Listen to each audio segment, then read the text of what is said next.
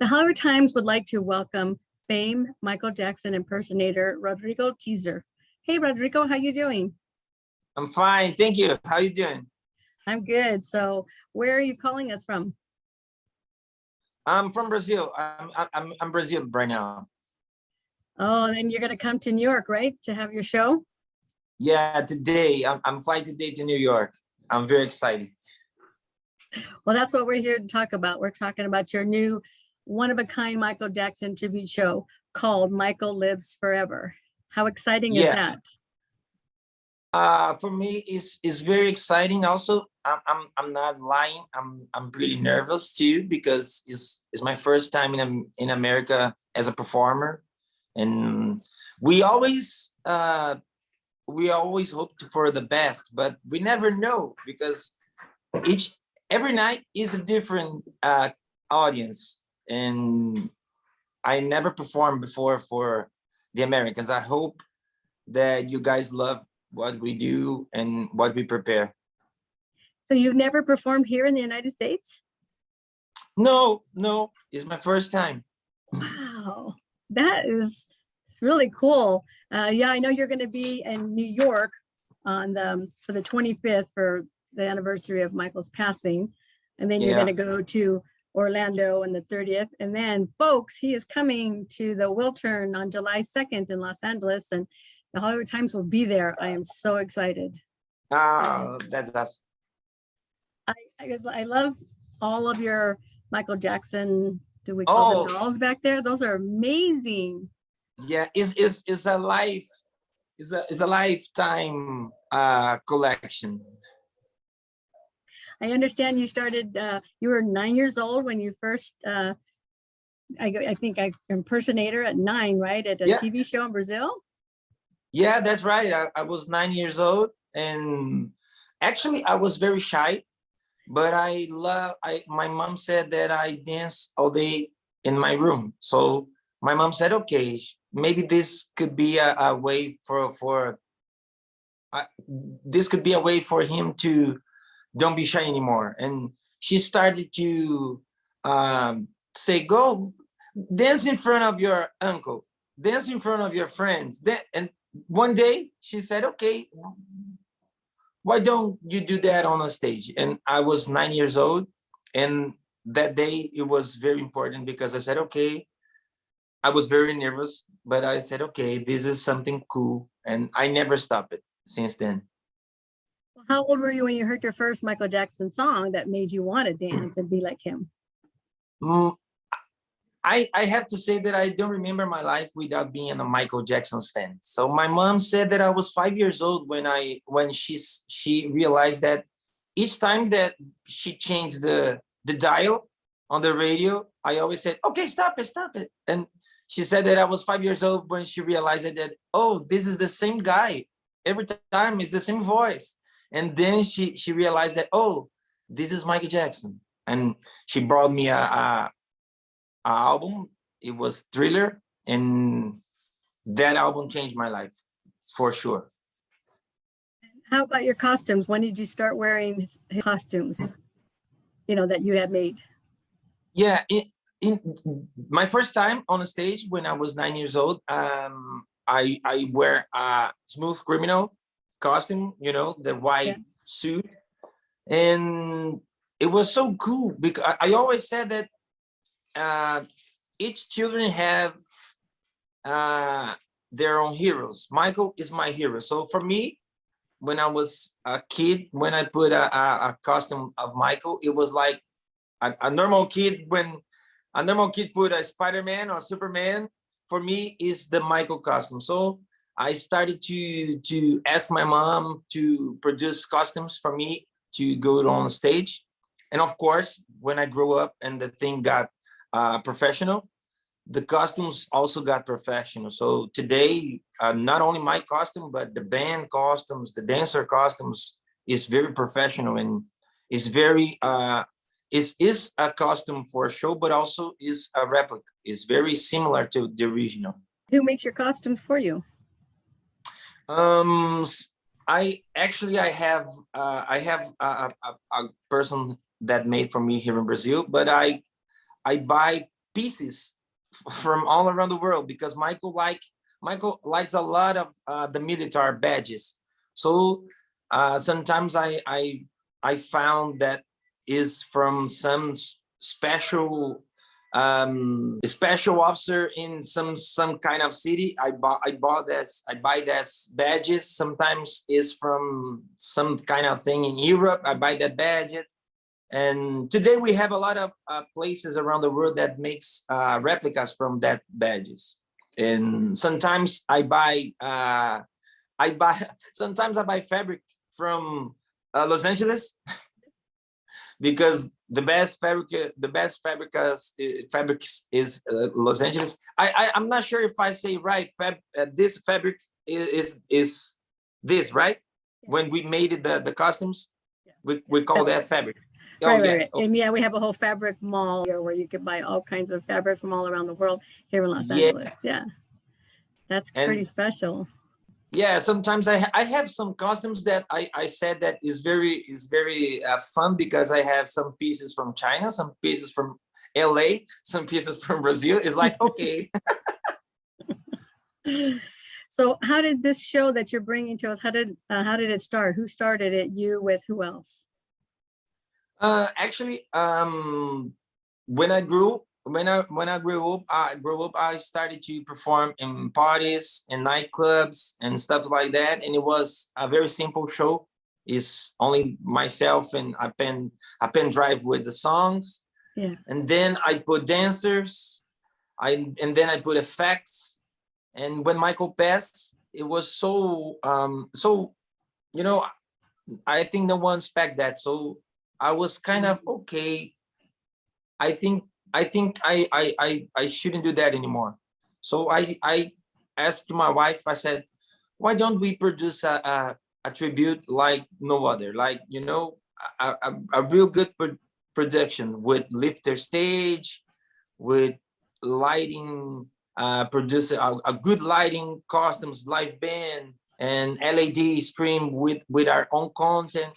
And she said, okay, let's do it. And I really thought that it would be like, okay, I would do 1 or 2 concerts a year, maybe, I don't know, I would do 2 concerts in one city, and 1 year, 2 years after that, no one will care anymore. So, but I was wrong. And 10 years after that, we are about to go to America to perform with 3 persons, with 3 members of the original crew of Michael. So it's very, I can't find the right word, the right word, because I said, I know that I dream about this, but I never imagined that this could be so real. This could be a dream come true like that, Understand that his Michael's longtime choreographer is going to be with you for help you with this. Yeah, actually he came here in 2014. He saw some of our videos, and he said, okay, who's the one in charge of that? Who's the producer? And I said to him about our, the reality of artists here in Brazil is quite different from the American artist. I think here in Brazil, the thing is more difficult, and it was very hard at the beginning. So when I said to him that me and my wife had produced the whole thing, he said, okay, I want to be part of that. So he came to Brazil, and it was very, completely changed the whole thing, because I always saw the thing on TV, and then I was with a guy who learned by the original choreographer, or by from Michael, or he made the choreography himself. So it was very amazing, that opportunity. He changed the whole thing, and we had performed together in a lot of places, not only Brazil, but in Mexico, Chile, another place here in South America. And in 2019, he introduced me to Jennifer Batten.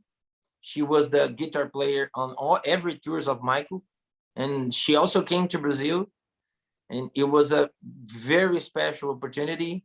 And now we will be together not only with Lavelle and Jennifer, but also with Kevin Dorsey. Kevin Dorsey was the vocal director and also the backing vocal of Michael.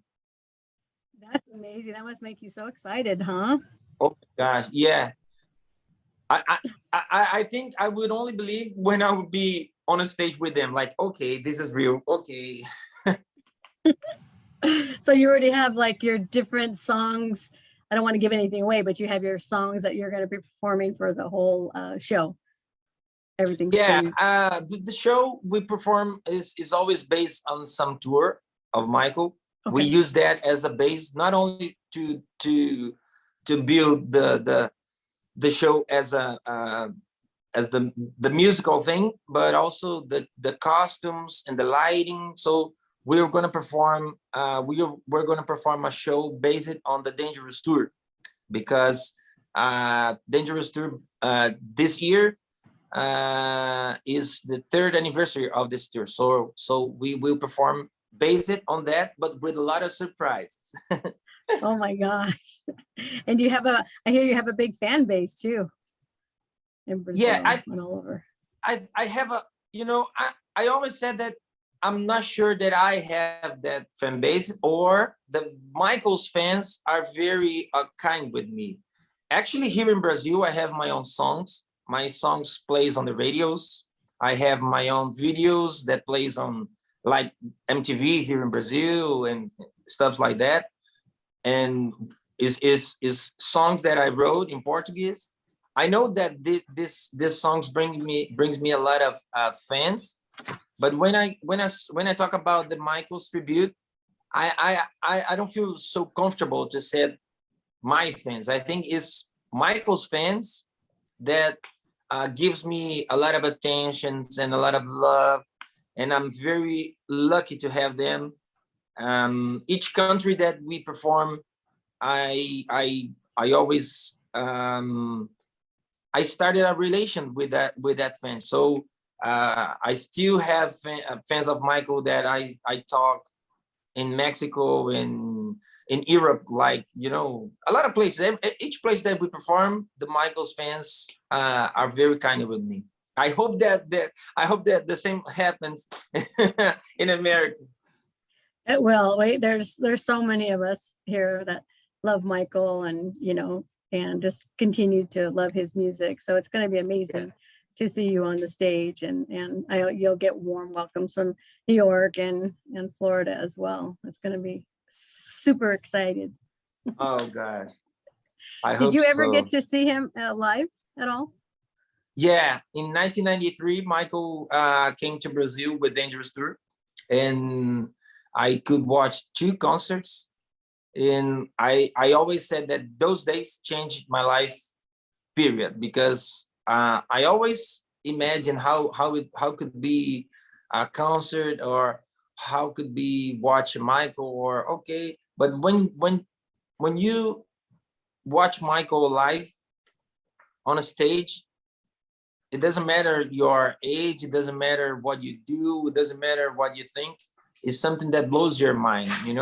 I remember that I was only 13 years old, and I was there, and I remember that thing, okay, how could Michael got this kind of power? Because it's the whole stadium, and if Michael want us to jump, he just said jump. If Michael want us to sing, he just say, come on, sing. I'm talking about 100,000 people doing what this man wants. And this is so powerful, because it's something that comes with a lot of work that Michael has, and not only work, but a talent that is so beyond imagination, that I remember thinking like, okay, if us on a crowd, if we think like, okay, let's go, everyone, let's go on stage, hug Michael. How how could only 50, I don't know, securities or 100 securities said, oh, no, stop it. No. So it was something so, when I was 13, it was so weird for me. Like, okay, it's so magical, that relationship that the stage brings, that I said, okay, I want to do that. My life, I want to live on a stage. And I think life gave me the opportunity to do that as a Michael impersonator. Yeah. Yeah, it's something, you know, to be able to have the talent to sing and to dance. How did you learn all his moves? He's got so many of them. I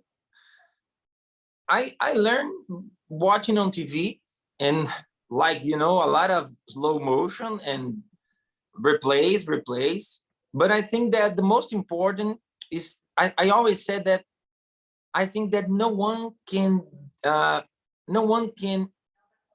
replace no one, you know, like, you know, I think that Michael is so unique, and what I do is got more closer that I get. It's closer. So I think that we should do that and do it so much times that we look like we do naturally. It's hard, but we try to don't let anyone see that, because I think for Michael it was something so easy, you know. And I learned by myself, of course, that now I have vocal coach, I have a funnel that, you know, that helps me a lot. And even Lavelle, it was something that he taught me so many things, because when you saw a movement and you heard why that movement exists, is so different, because you understand why the body moves like that. So it's very special. So you say, you know, of course you're going to be nervous. What will you do, like when the curtain opens, when you first start? What will you do to make you not be nervous? What do you think? You know, I got a lot of opportunities that makes me feel like, okay, this will be very hard to hold emotion. And I think that each time I try to be cool and hold emotion, but I think with myself that we don't have to be so hard on ourselves. I think that if the emotion comes, okay, let the emotion be part of this. You know, I think that we should be real on a stage. Otherwise, the thing can be very fake or robotic. Like, okay, I will do that. So I try to don't let the emotion brings the whole thing down, because, you know, sometimes you feel like, okay, I think I may cry. And then you, okay, hold on. Because when you cry is okay, now we have a problem. Okay, the voice, you know, the voice is I don't know what happened with the voice. You can breathe, right? So I think I'm gonna hold on the crying thing. Yeah, well, that's good. You know, it's good to be real. That's what's important. Yeah, when you're on stage. Yeah, and I think that because there's so many impersonators doing Michael around the world, and each one have their own image of Michael, you know. And I always said that I'm not there to replace Michael. You know, I know that I'm with makeup and his costumes. I know that I try to fake his voice or try to emulate his voice, but I'm not there to replace him. So I think that, okay, if my emotions be part of that, and if I feel like, you know, I want to laugh, I want to cry, okay, it's not a problem, because I always said that Michael brings me to that point, to this point. Michael brings me to this point. If it wasn't Michael, I would not be here talking to you. So if the emotions of being part of that and make a tribute to him brings me some kind of, okay, let's do it. Let's be natural. Yeah, very cool. I've never been on stage before. How do you handle all the costume changes? How long does that take? Oh yeah, this is one of the hardest part, because we don't want to let the stage empty. People don't pay for that. Right. So I think that the same way that we have a choreography on stage, we have on the backstage. Okay. So sometimes I'm doing a song by myself with a band, and the dancers are changing. And then we have some introduction for some music that the dancers have, I don't know, sometimes 1 minute or 1.5 minutes. And this is the time that I have to change my pants, my jacket, the whole thing. And also depends on the songs. Michael has headset microphone. So we have to, it's very choreography thing behind scene, because you cannot take out your jacket without take out your microphone first, and you have to take out your body pack before you change the paint. So it's like a choreography. And I have my wife, and I have a roadie that it was always by my side and helps to everything's going right. The next jacket is on the point, and the same for the dancers, because the show is we don't have a pause. Is a one going show without pause. Ongoing, yeah. That's why I wondered, how are you going to change at least 5 or 10 times?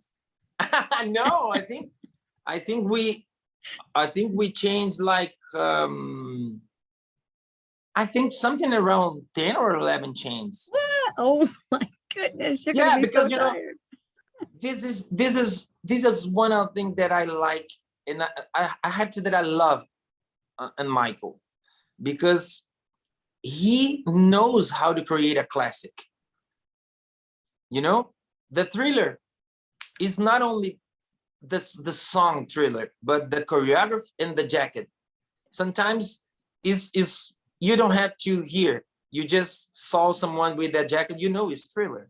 The same happens with Billie Jean, Smooth Criminal. So I think we have to respect that. I have a lot of respect of the Michael's creation. I think that he puts a lot of energy, and he pays a lot, in his life to be the artist that he was. So so if he plays Beat It with that kind of jacket, we only play Beat It with that kind of jacket.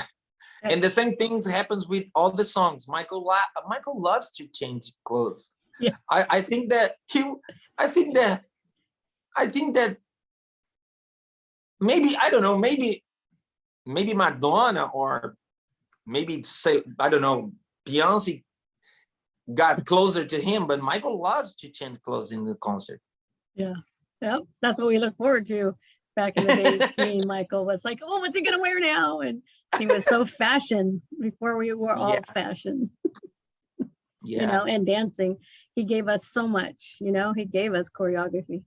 Michael did, and that's what it's entertaining than just sitting there and singing. It's nice to those who get up and move and dance, I love those kind of artists. Yeah. So. Yeah. Now, have you ever met any of his family members? In person, I could met some of his brothers when they came to Brazil to play, the Jacksons, and I could talk to some other brothers on the telephone. Yeah. But I always talk with some of his nephews on social media, and all those times the family are very kind and very polite and very respectful. Nice. And I think that is very, because I know that a lot of guys may try to reach them. Like, okay, I personate Mike, so I cannot imagine how it is for them, but they are always very kind with me, and I think that this is something very special. I hope that some of them could come on LA to watch us. That'd be I will great. feel very happy. I know that some of members that work at Michael in the past will be on LA. Some of them will be on Orlando. And for me, is opportunity not only to have them to watch us, but to meet them. And, you know, I always think that it's like a puzzle. In my mind, it's like a puzzle, you know, because Lavelle brings me some information, Jennifer brings me some information, and Kevin Dorsey brings me some information, and I don't know, some of his nephews bring some information, I got all that, and okay, let's connect it. It's something that I have to say, I love that. Well, I have to say you do have his smile, that's for sure. Oh yeah. You have a great Michael Jackson smile. Now I also see you have you're on social media, so that's a good thing, right? Yeah, and I try to be very closer to the followers, because I think that, you know, at the beginning, not everyone believes that this could be a good show, or this could be a good because we build as something that we believe. We build the whole thing with a lot of love, but the truth is that when you put that on a market, people will look at that as a product. Okay, let's see. Oh, so at the beginning, people don't believe so much, and it was the Michael fans that changed the whole thing, because they come to the show and one night is sold out. So the people at the venues and the theaters looks like, okay, people like that, and that makes the show got bigger, and some producer from Mexico said, oh, this guy is doing that in the whole Brazil and South America, let's bring him. Oh, so I think that I own too much for the Michael's fans, and they follow me with so much love and so much respect that I try to be very closer to them on social medias. Yeah, that's good to have. Good to have. Well, we look forward to you coming to Los Angeles. Do you have any closing words for us before we go? Oh, I only think that I only can say that I'm very excited. I look forward to be in LA. I can tell you that is so beyond my dreams and so beyond what I think that I could achieve.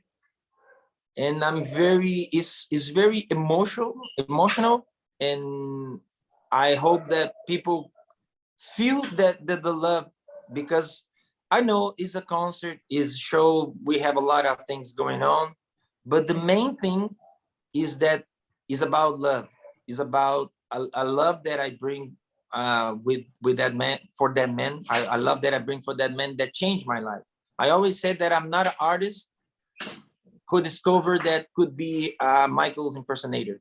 I'm a fan that by impersonating my idol discovered that I could be an artist.